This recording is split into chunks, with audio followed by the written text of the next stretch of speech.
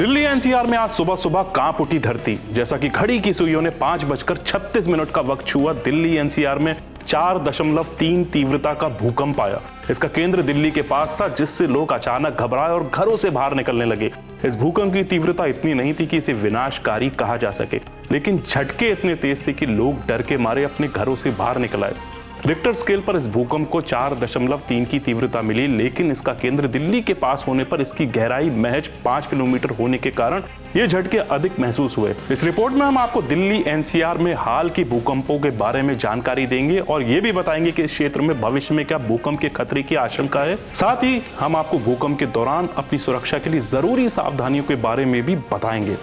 Bed, दीवारें, खिड़कियां तक हिल गई। सुबह सुबह आए भूकंप के बाद दिल्ली एनसीआर में हलचल मच गई। जैसे ही भूकंप के झटके महसूस हुए, लोग घरों से बाहर निकलने लगे। बेड, दीवारें, खिड़कियां तक हिल गई और इसका असर खासकर ऊंची इमारतों में रहने वालों पर ज्यादा था। रिक्टर स्केल पर 4.3 तीव्रता वाला ये भूकंप बहुत खतरनाक तो नहीं था, लेकिन झटके इतने तेज थे कि लोग दहशत में आ गए। क्या ये दुर्लभ घटना है? नेशनल सेंटर फॉर सीस्मोलॉजी के मुताबिक ये भूकंप सुबह 5:36 पर आया और इसका केंद्र दिल्ली एनसीआर में ही था।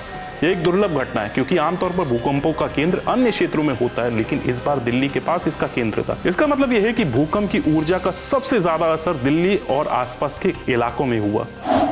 खिड़कियां खड़खड़ाने लगी और फर्नीचर भी हिलने लगा। झटकों की वजह से इमारतें हिल गई और लोग बिस्तरों से उठकर बाहर भागने लगे। खासकर ऊंची इमारतों में रहने वालों ने ज्यादा कंपन महसूस किया। गाजियाबाद और नोएडा जैसे इलाकों से भी लोगों ने बताया कि खिड़कियां खड़खड़ाने लगी और फर्नीचर भी हिलने लगा। गाजियाबाद के एक युवक ने बताया कि वे गहरी नींद में थे जब अचानक बिस्तर हिलने लगा और खिड़की के शीशे खड़खड़ाने लगे, जिससे वे डर के मारे बाहर भागे। भूकंप की गहराई महज 5 किलोमीटर थी। अब सवाल यह है कि सिर्फ 4.3 की तीव्रता वाला भूकंप इतना तेज क्यों महसूस हुआ?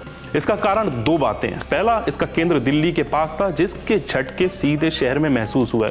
दूसरा, भूकंप की गहराई महज 5 किलोमीटर थी, जिसके झटकों की तीव्रता अधिक हो गई। दिल्ली में इससे पहले भी कई बड़े भूकंप के झटके महसूस किए गए। आइए जानते हैं पिछले कुछ बड़े भूकंपों के बारे में। 12 नवंबर 2023 दिल्ली एनसीआर में 5.6 तीव्रता का भूकंप आया था, जिसका केंद्र नेपाल था। 3 अक्टूबर 2023 6.2 तीव्रता के झटके महसूस किए गए, जो नेपाल भूकंप से जुड़े थे।